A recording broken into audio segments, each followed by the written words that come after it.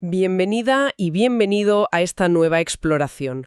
Hoy nos metemos de lleno en un documento oficial, denso pero muy revelador. Es el Plan de Desarrollo y Ordenamiento Territorial, el PDOT, de la parroquia rural de Shell, allá en Ecuador. Acaba de salir hoy mismo, 25 de agosto de 2025, en el registro oficial. Y bueno, nuestra idea es desgranar un poco el diagnóstico que hace de esta zona amazónica, ver sus retos y qué planes tiene para el futuro. Exacto. Estos documentos, aunque parezcan muy técnicos, la verdad es que son una ventana fascinante. Nos dejan ver cómo se intenta, planificar el futuro desde lo local, ¿no? Sobre el terreno. Y este PDOT de Shell toca de todo. Medio ambiente, economía, temas sociales muy específicos. Es, digamos, una hoja de ruta con la mirada puesta en 2030. Veremos que es un equilibrio complicado, de muchas cosas. Pues sí, vamos a empezar por situar Shell.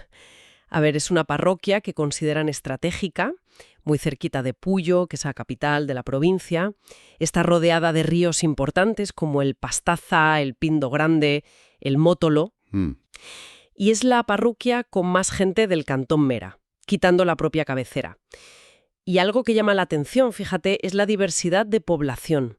Allí viven mestizos, pero también varias nacionalidades indígenas: quichua del oriente, shuar, achuar, guaraní. Ya. El documento analiza cómo ha ido creciendo la población. Son casi 9.500 habitantes en 2022, aunque dice que el ritmo de crecimiento, se ha frenado un poco en la última década. Claro, y esa diversidad y también cómo se distribuye la gente, porque hay un núcleo urbano principal que es Shell y luego muchas comunidades rurales más dispersas, pues eso plantea desafíos.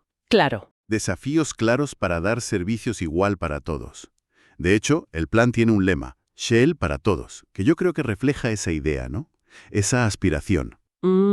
Shelter a todos. Y el PDOT es muy detallado, sobre cómo se usa el suelo. Te diferencia entre el suelo urbano, que ya está consolidado con todos sus servicios, otro que llama no consolidado, que tiene carencias, y luego las áreas de protección, sobre todo las riberas de los ríos. Y en la parte rural, pues identifica suelo para que la ciudad crezca, suelo para producir, agricultura, forestal, incluso turismo, dice, y, muy importante, áreas de protección ecológica. Hablemos de eso, del entorno natural, porque el documento insiste mucho en la enorme riqueza de Shell. Sí. Describe ecosistemas como los bosques siempreverdes piemontanos, que parece que cubren bastante territorio, y bosques de esos que se inundan de vez en cuando cerca de los ríos. Las listas de plantas y animales son, larguísimas. Hay nombres curiosos como el maní de árbol o la sangre de drago, que es así me suena por los usos medicinales. Claro, es muy conocida. Y también menciona iniciativas de conservación. Habla de un bosque protector privado, Moravia, y que participan en el programa Sociobosque, que da ayudas por conservar. Sí, y aquí viene, digamos, la otra cara de la moneda. Toda esa riqueza natural convive con presiones ambientales serias que el propio plan reconoce. Los ríos Mótolo y Pindo Grande, que pasan por zonas pobladas, pues tienen signos de contaminación. Ya. ¿Y se sabe por qué? El documento lo achaca, en parte, a que hay asentamientos en las orillas.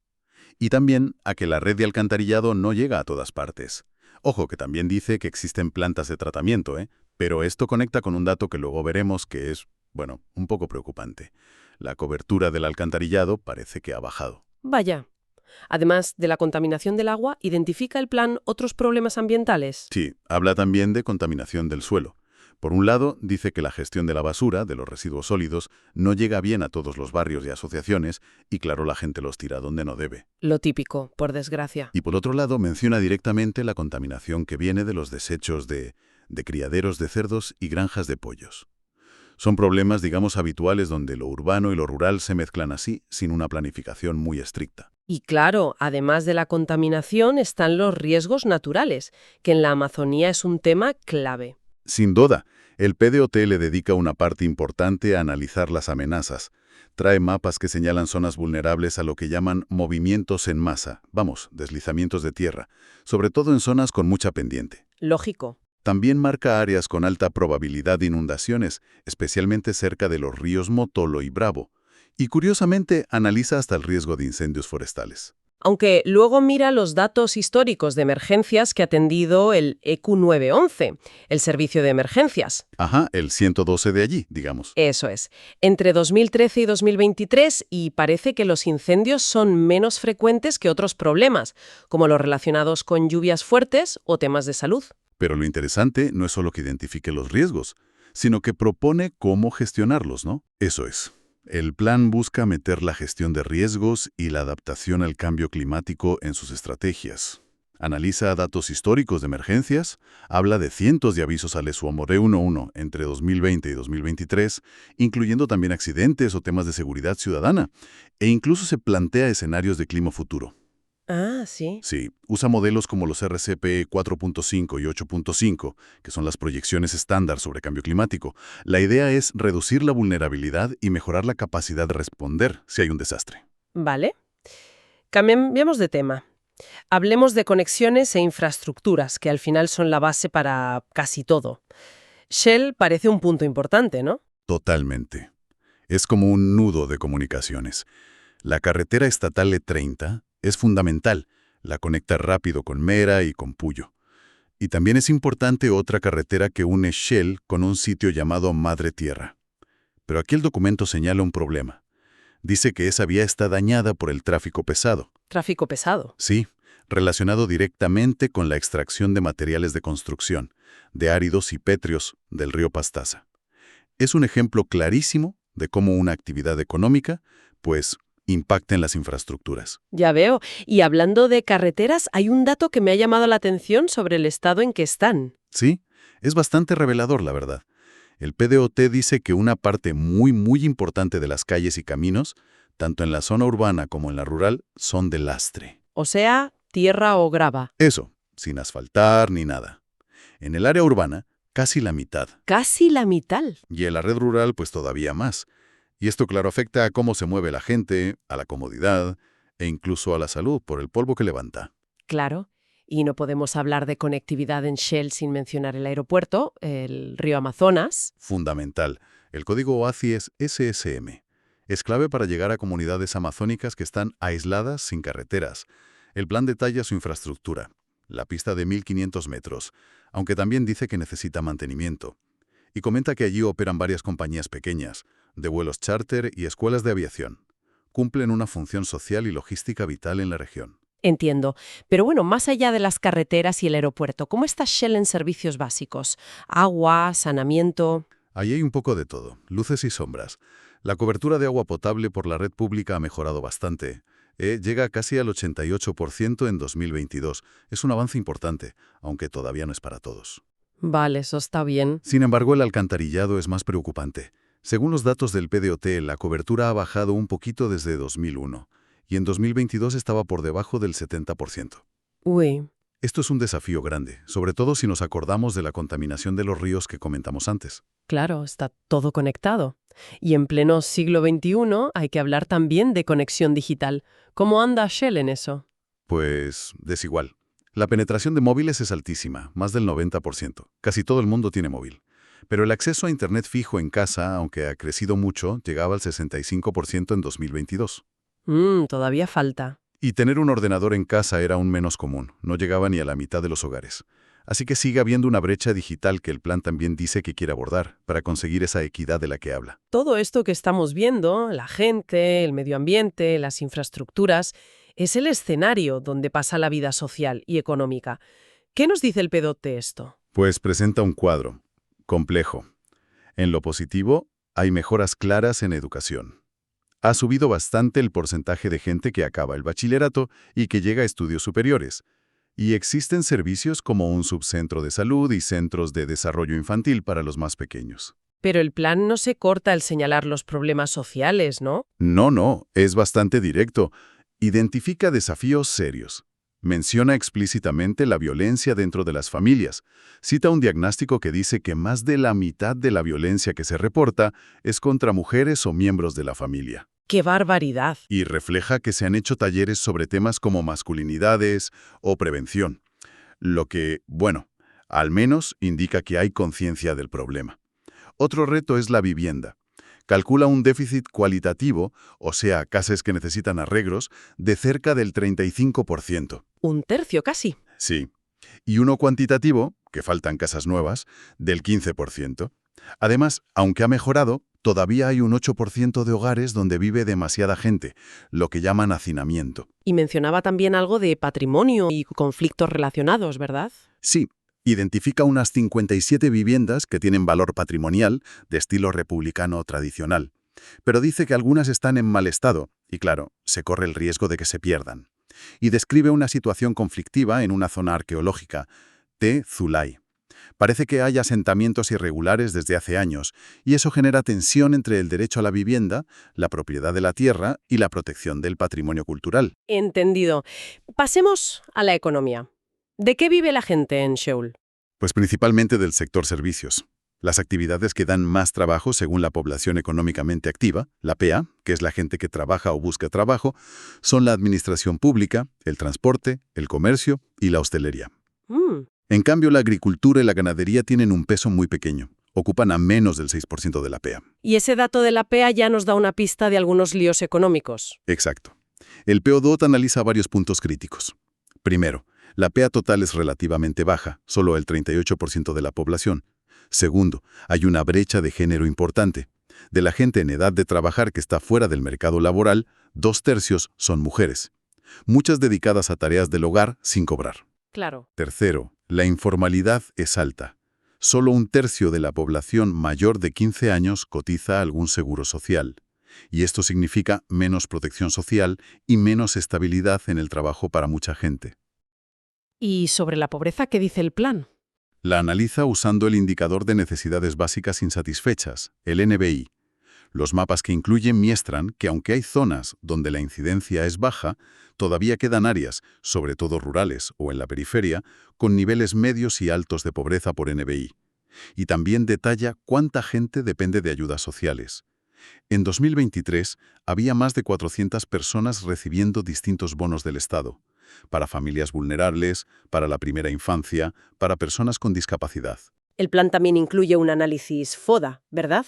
Esas matrices de fortalezas, oportunidades, debilidades y amenazas suelen ser muy claras. Sí, y en este caso lo es. Resalta como fortalezas la ubicación estratégica de Shell, su biodiversidad y la conectividad, sobre todo el aeropuerto. Como oportunidades, el potencial para el turismo y los servicios, pero las debilidades también son claras. La contaminación, el mal estado de algunas carreteras, las carencias en servicios básicos y una producción local débil. Hay un detalle que es muy sintomático. El documento dice que el mercado municipal está infrautilizado o incluso cerrado, y eso choca con el potencial agrícola que tiene la zona. Y entre las amenazas, pues los riesgos naturales y la vulnerabilidad social. Entonces, el PDOT no solo hace la foto, sino que intenta usar ese análisis para impulsar un desarrollo distinto. Precisamente, intenta fomentar un desarrollo económico que sea más inclusivo y más variado, que no dependa tanto del sector público o de actividades extractivas que tienen impactos negativos.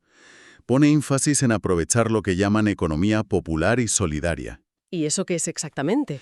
Pues agrupa a pequeños productores, artesanos, asociaciones, ese tipo de tejido económico más local y, digamos, social. Vale. ¿Y quién es el responsable de intentar llevar todo esto a la práctica? ¿Quién gobierna en Seúl? El gobierno autónomo descentralizado parroquial rural, que lo llaman GAD parroquial, está dirigido por una junta parroquial que en el momento en que se hizo el plan estaba presidida por el abogado Rolando Morales. El documento detalla qué cosas son su competencia por ley: planificar el desarrollo local, construir y mantener infraestructuras básicas, cuidar los caminos rurales, fomentar la producción, gestionar el ambiente a nivel local, bueno, un montón de cosas. ¿Y analiza también cómo maneja el dinero este gobierno local? Sí, y es interesante, el análisis del presupuesto de los últimos años, de 2020 a 2023, muestra que priorizan la inversión, le dedican una parte muy alta del gasto. Bien. Sin embargo, también revela un problema que se repite: la baja ejecución del presupuesto. El nivel máximo de gasto que consiguieron ejecutar en ese periodo fue solo del 67%. Ah, pues no es mucho. No. Significa que una parte importante del dinero que tenían planeado gastar no se llegó a gastar. Y eso, claro, Plantea preguntas sobre la capacidad de gestión o si hay obstáculos administrativos. Ya. Entonces, este PDOT, con todo el detalle que tiene, ¿qué supone en la práctica para Shell? Pues es la herramienta fundamental para guiar lo que hace el GAT parroquial y, en teoría, también lo que hagan otros actores del territorio. Todos hacia una visión compartida para el año 2030. Esa visión habla de Shell como un referente de desarrollo sostenible, conectada, próspera, inclusiva, pluricultural, resiliente y segura. Vamos, una visión ambiciosa. Muy ambiciosa. ¿Y cómo propone el plan llegar hasta ahí? ¿Cuál es el modelo de gestión que plantea? Pues se basa en varios pilares. Primero, la participación ciudadana. Se supone que tiene que haber consultas, asambleas y un consejo de planificación donde esté representada la sociedad civil. Segundo, la colaboración entre instituciones. El GAT parroquial tiene que coordinarse y firmar convenios con el municipio, la provincia, ministerios, universidades, ONGs. El documento da algunos ejemplos. Tercero, aplicar enfoques transversales en todo lo que se haga. Igualdad de género, interculturalidad, gestión de riesgos, adaptación al cambio climático y lucha contra la desnutrición infantil. Y lo más importante, ¿cómo se aseguran de que el plan no se quede en un papel guardado en un cajón? Ahí entra el sistema de seguimiento y evaluación. El PDOT establece indicadores concretos y metas anuales para cada objetivo. Esto debería permitir medir si se avanza, ver qué funciona y qué no, y rendir cuentas. La transparencia también se menciona como clave. Hacen referencia a que cumplen la Ley Ecuatoriana de Acceso a la Información Pública, la LOTAIP, sobre todo a través de su página web. Después de todo este recorrido por el PDTOT, la verdad es que queda claro que Shell es una parroquia de contrastes muy marcados, una riqueza natural y cultural enorme, una posición estratégica que nadie discute, pero al mismo tiempo pues enfrenta a desafíos muy importantes en infraestructuras, en cohesión social, con presiones sobre el medio ambiente y esa necesidad de diversificar su economía. Efectivamente. Este plan es, en el fondo, una hoja de ruta negociada. Es un intento de equilibrar todas esas tensiones y aspiraciones. Su éxito real, como pasa siempre con la planificación, dependerá de la capacidad de llevarlo a la práctica. Dependerá de la voluntad política, de que se asignen los recursos de verdad, de que la colaboración entre los actores sea real y no solo palabras en un papel, y de que haya una evaluación honesta y continua para poder corregir el rumbo si hace falta. El documento planifica con mucho detalle la protección ambiental y la gestión de riesgos, pero a la vez identifica, a veces más claro que otras, conflictos que ya existen o que están ahí latentes. Hablamos de los asentamientos en la zona arqueológica de Tesulay o en áreas que deberían proteger los ríos. O los impactos de la extracción de áridos y pétreos sobre las carreteras y seguramente sobre los ecosistemas de los ríos. Y eso nos deja una reflexión final, ¿no? En un lugar con esta biodiversidad y esta riqueza cultural tan grandes, pero que también tiene necesidades claras de desarrollo, de mejorar la calidad de vida de la gente, ¿cómo se equilibra realmente esa ecuación? ¿Cómo se concilian las aspiraciones económicas, incluyendo actividades como la extracción de recursos que generan impacto, con la urgencia de conservar el patrimonio natural y cultural y de respetar los derechos de todos? Es la gran pregunta. ¿Es posible una coexistencia armónica que sea sostenible a largo plazo? ¿O estamos ante un conflicto casi inevitable en territorios como este donde las presiones sobre los recursos son tan fuertes? Es una pregunta que, seguramente seguirá abierta en Shell y en muchos otros lugares parecidos.